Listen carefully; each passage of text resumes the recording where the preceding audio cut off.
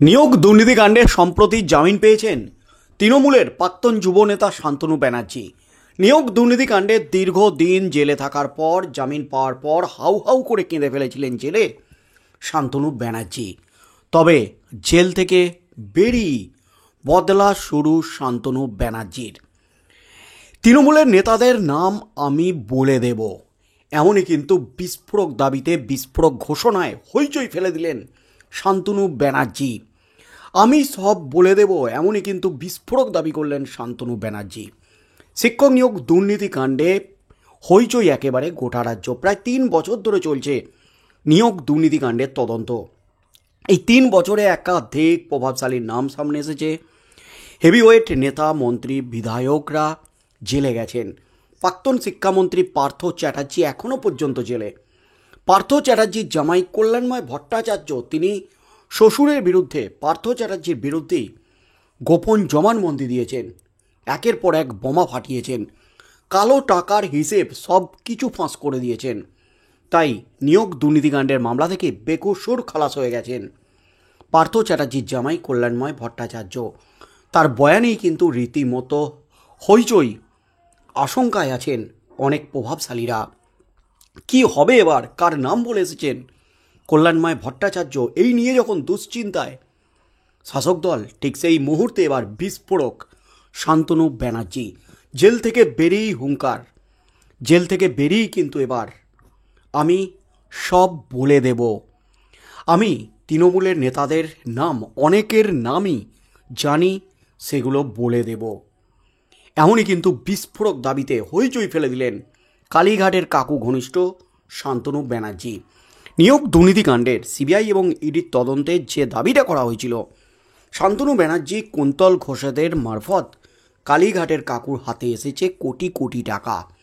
নিয়োগ দুর্নীতিকাণ্ডের বিভিন্ন জেলা থেকে টাকা তুলে সেই টাকা পাঠাতেন, চাকরি বিক্রির টাকা পাঠাতেন কালীঘাটের কাকুর কাছে, এবং কালীঘাটের কাকু সেই সমস্ত টাকার ভাগ পাঠিয়ে দিতেন অন্যান্য প্রভাবশালীদের কাছে।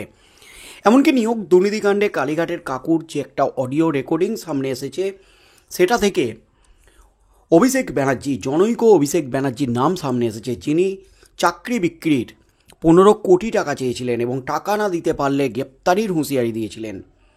এবং তার সাথে সাথে এই 73 মিনিটের অডিও ক্লিপে 73 বার অভিষেক ব্যানার্জির নাম সামনে এসেছে। সেই নিয়ে যখন হইচই চলছে গোটা রাজ্য জুড়ে, ঠিক সেই মুহূর্তে জেল থেকে বেরিয়ে বিস্ফোরক এবার শান্তনু ব্যানার্জি, কালীঘাটের কাকু ঘনিষ্ঠ শান্তনু ব্যানার্জি। ফুলের মালা, শঙ্খধ্বনিতে বরণ করল গ্রামের মহিলারা। 2 বছর 11 দিন পর বলাগড়ের গ্রামের বাড়িতে ফিরলেন বহিষ্কৃত তৃণমূলের যুবনেতা শান্তনু ব্যানার্জি।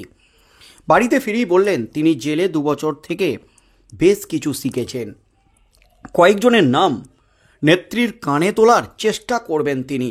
এই মুহূর্তের সবচেয়ে বড় খবর, নেত্রী অর্থাৎ তৃণমূল নেত্রী, তৃণমূল সুপ্রিমো মমতা ব্যানার্জিকে কয়েকজনের নাম তিনি বলে দেবেন, এমনই কিন্তু বিস্ফোরক দাবি করলেন শান্তনু ব্যানার্জি। 2023 সালে গ্রেপ্তার হন শান্তনু। বৃহস্পতিবার তাকে জামিন দিয়েছে কলকাতা হাইকোর্ট। 2 বছর 11 দিন পর বলাগড়ের গ্রামের বাড়িতে ফিরলেন বহিষ্কৃত তৃণমূলের যুবনেতা শান্তনু ব্যানার্জি। ফুলের মালা, শঙ্খধ্বনিতে বরণ করলেন গ্রামের মহিলারা। শিক্ষক নিয়োগ দুর্নীতিকাণ্ডে 2023 সালের 10ই মার্চ ইডির হাতে গ্রেপ্তার হন তৎকালীন হুগলি জেলা পরিষদের স্বাস্থ্য কর্মাধ্যক্ষ শান্তনু ব্যানার্জি। পরে তাকে হেফাজতে নেয় আরেক কেন্দ্রীয় তদন্তকারী সংস্থা সিবিআই। গ্রেপ্তারের পর 14ই মার্চ সাংবাদিক বৈঠক করে তৃণমূল কংগ্রেস তাকে বহিষ্কার করে। টানা 2 বছর জেলবন্দি থাকার পর অবশেষে বৃহস্পতিবার তাকে জামিন দেয় আদালত। সন্ধে 5টা নাগাদ তিনি বলাগড়ের বারুইপাড়া নিজের বাড়িতে, গ্রামের বাড়িতে ফেরেন। গ্রামে ফেরার আগে কালীঘাট মন্দিরে পুজো দেন। বাড়ির বাইরে কার্পেট পাতা হয়, বেলুন দিয়ে সাজিয়ে তোলা হয় বাড়ির সামনে। তিনি জেল থেকে মুক্তি পাওয়ার পরই কালীঘাট মন্দিরে পুজো দেন। সেখানে তার সঙ্গে ছিলেন তার পরিবারের লোকজন ও বেশ কিছু স্থানীয় তৃণমূল কর্মী। শান্তনুর কাকা স্বপন বন্দ্যোপাধ্যায় বলেন, ভালোই লাগছে, এতদিন পর শান্তনু বাড়ি ফিরেছে। ওকে ছেলের মতোই ভালোবাসি। ওকে অভ্যর্থনা জানানোর জন্য বাড়িতেই ছোট করে আয়োজন করা হয়েছে। আর সবথেকে বেশি আনন্দ লাগছে, ছেলে তার বাবাকে দেখতে পাবে। আবার এসে রাজনীতি করবে কিনা সেটা তার ব্যক্তিগত ব্যাপার। তিনি বলেন, শান্তনুর বিরুদ্ধে দুর্নীতির যে অভিযোগ উঠেছিল তাতে আমার খুব দুঃখ লাগে। বিষয়টি বিচারাধীন, তাই বেশি কিছু বলতে চাই না। শান্তনুর প্রতিবেশী রুমা মালিক বলেন, আমাদের আনন্দই হচ্ছে দাদাভাই এতদিন পর আজ বাড়ি ফিরে এসেছে। আমরা শাঁখ বাজিয়ে তাকে বরণ করে নিলাম। দাদাভাইয়ের কোনো কিছু খারাপ আমাদের চোখে পড়েনি, ওকে ভালো কাজ করতেই দেখেছি। আমরা চাই যেভাবে রাজনীতি করছিল সেভাবেই সে করুক। শান্তনু বলেন, আমি দলের অনুগত সৈনিক ছিলাম, এখন বহিষ্কৃত, তাই দলের সমর্থক হিসাবে থাকব। অভিমানের সুরে বলেন, দল আমাকে সাসপেন্ড করতে পারত, আমার অভিযোগ প্রমাণিত হয়নি। শান্তনু বলেন, আমি 2 বছর জেলে থেকে অনেক কিছু শিখেছি। বিচারাধীন বিষয় নিয়ে কিছু বলবো না, তবে দলের অনেকের কথা নেত্রীর কাছে পৌঁছানোর চেষ্টা করব, যারা দলে থেকে বিরোধীদের সঙ্গে যোগাযোগ রাখছে। এই মুহূর্তের সবচেয়ে বড় খবর, একেবারে বিগ ব্রেকিং। জেল থেকে বেরিয়েই এবার রীতিমতো বদলা শুরু করে দিলেন, দলের নেতাদের বিরুদ্ধে বদলা শুরু করে দিলেন, তৃণমূল নেতাদের বিরুদ্ধে বদলা শুরু করে দিলেন শান্তনু ব্যানার্জি। কারণ তিনি আজ তৃণমূল থেকে বহিষ্কৃত, তৃণমূলের কর্মী হয়েই থাকবেন। কিন্তু নেত্রীর কানে, অর্থাৎ দলনেত্রী তৃণমূল সুপ্রিমো মমতা ব্যানার্জির কানে তিনি নেতাদের কথা তুলবেন, যে নেতারা, যে প্রভাবশালী নেতারা দলে থেকে বিরোধীদের সঙ্গে যোগাযোগ রাখে।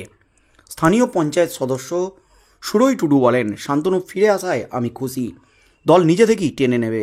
উনি তো খারাপ কিছু করেননি, দলের কাছে আবেদন করব ওনাকে নিয়ে নেওয়ার জন্য।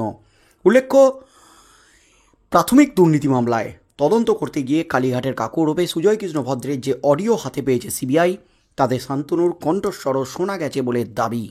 সেই বিষয়টি সিবিআই চার্জশিটে উল্লেখ করেছে এবং শান্তনু ব্যানার্জির কণ্ঠস্বরের নমুনা ইতিমধ্যেই সংগ্রহ করেছে সিবিআই। সেটা ফরেন্সিক টেস্টের জন্য পাঠানো হয়েছে।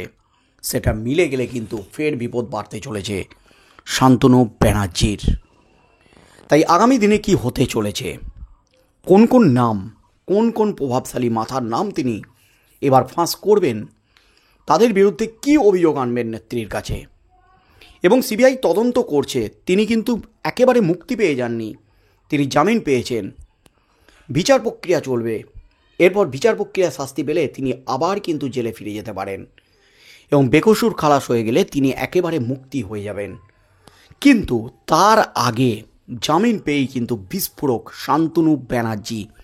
এবার সরাসরি তৃণমূল নেতাদের বিরুদ্ধে বদলা শুরু, যারা দলে থেকে বিরোধীদের সাথে যোগাযোগ রেখে দলের বিরুদ্ধে চক্রান্ত করছে, ষড়যন্ত্র করছে। তাকেও কি ষড়যন্ত্র করে গ্রেপ্তার করানো হয়েছিল, এরকমই কি ভাবছেন শান্তনু ব্যানার্জি? তাই আগামী দিনে কি হতে চলেছে, মমতা ব্যানার্জিকে কোন কোন প্রভাবশালী নাম তিনি বলেন কি হতে চলেছে, সেদিকেই চোখ থাকবে গোটা রাজ্যের।